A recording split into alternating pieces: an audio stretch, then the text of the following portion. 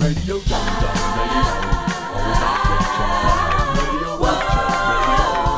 Richard, Radio Richard.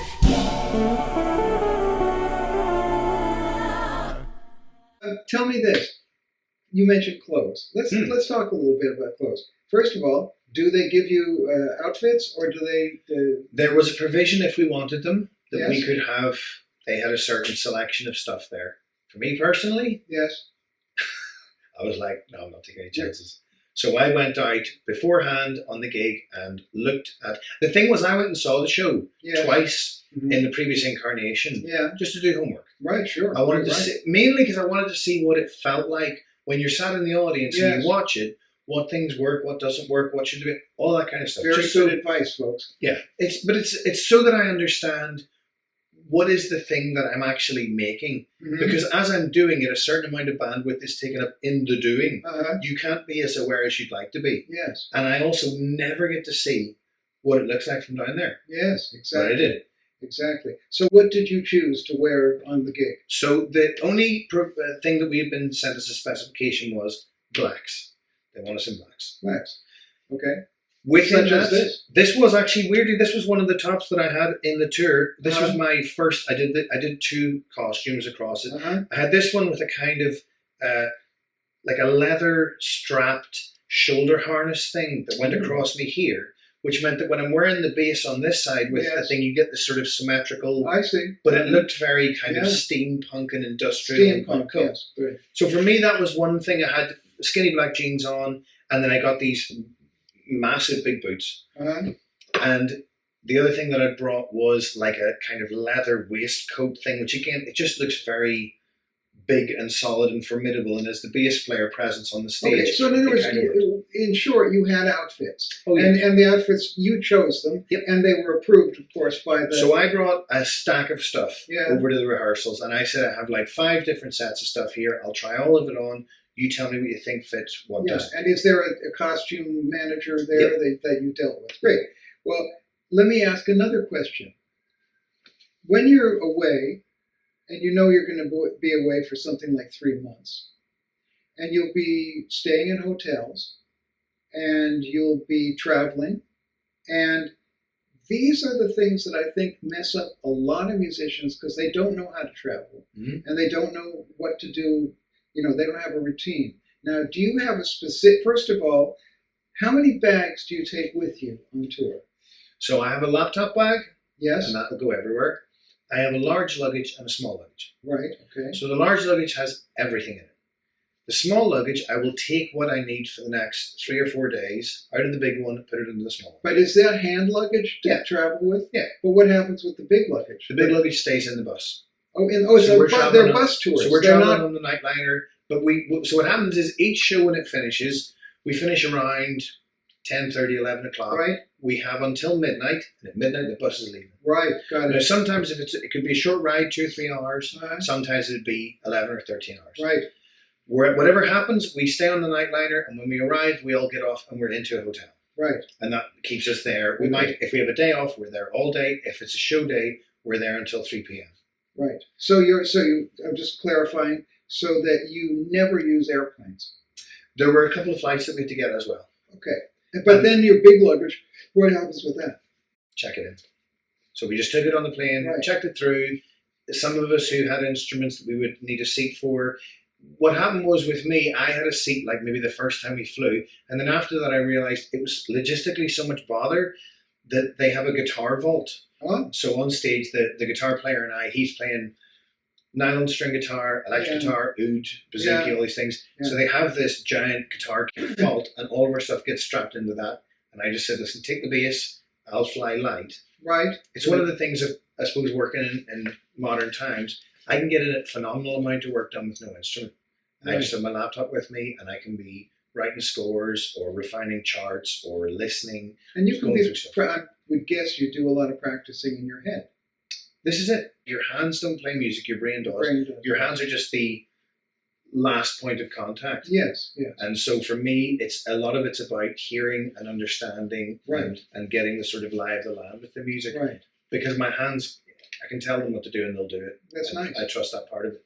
let's talk about hotels for a moment. Mm-hmm. So there's a lot of people that I know and myself know that if you're staying in a hotel, there are certain obvious rules that you should comply with. Like number one, don't use the minibar because it's ridiculously expensive. Yep.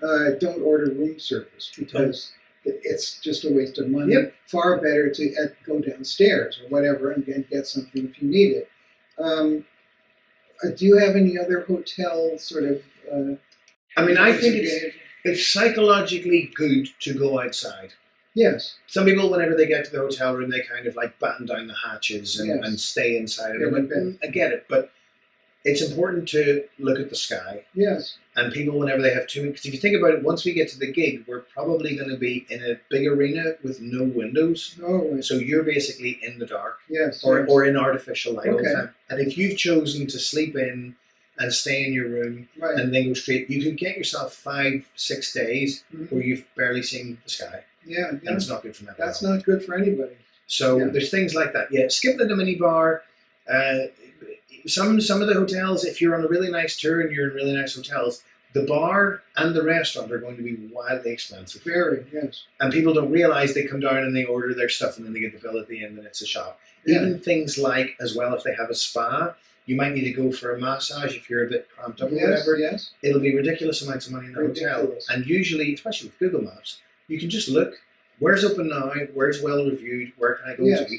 You get to go for a walk, Yeah. you get to look at the sky for a little Right. while, No, that's great. and then you Some hotels will have swimming pools, and I mean, is that usually free?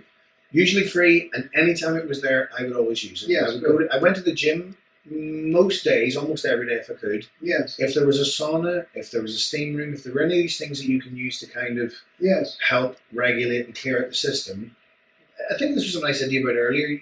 If you think about it on any tour, you have a kind of, let's call it sacred, as in, when I say sacred, I mean something that has only one purpose. You have a sacred period of the day, which is the gig. Yes. And your purpose in that moment is to be on stage and perform the best you can. Yes. The rest of the day can be whatever you want it to be. Yes. And there's 3 modes of being there. You can do things that are beneficial for the gig, Yes. that are neutral, or that are Not deleterious to the gig. Exactly. Best not to do. Yeah. And in my head, it was always, I sort of always looked at it and thought, any decision that I make for a thing I'm going to do has to be viewed in those 3. Mhm. If somebody's going to go to a club, stay up really late, go out and drink or take drugs, you have to know that the next day you're going to be impaired. Impaired. You're going to be less than you should be for it, and it could have a detrimental effect on the Sure. gig. Sure. Too much of that also, your immune system starts to get bad and people get ill, and it's miserable having to get up on stage and deliver the goods on it if you feel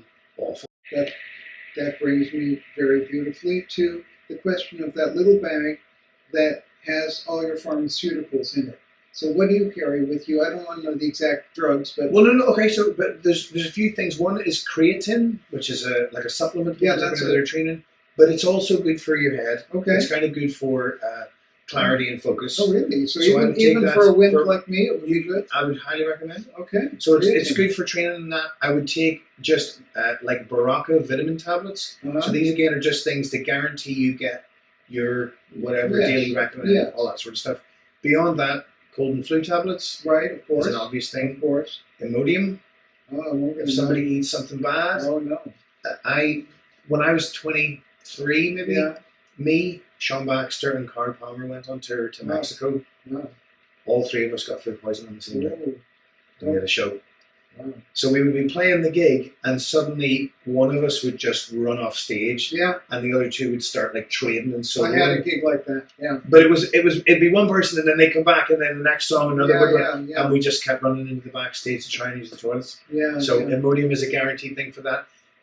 Some sort of like Panadol or some kind of Yes, of headache course. thing. Yeah. But in general, I think it was just that cold and flu is the one that you're most likely to But get. that's with you at all times, right? It's That's- in a toilet bag. It's in your smaller bag that Yeah. you carry around with you all the time. So that's smart.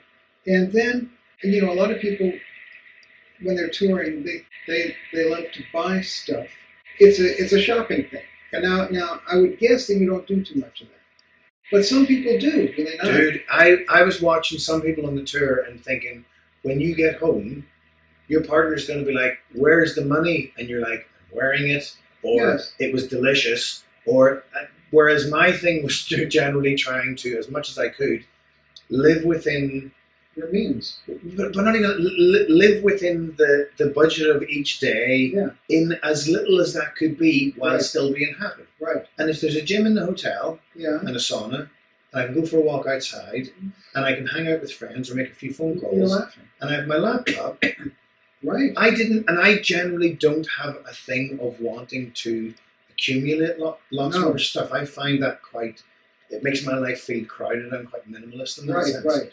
Right. So whenever it would come to the days, again, I was just always thinking, what can I do that will make me better in the gig tonight? Buying a new jacket wasn't one of those Fantastic. things. No, it certainly wasn't. Radio Dum Dum Radio. Always up to Radio Richard. Radio Radio Richard, Radio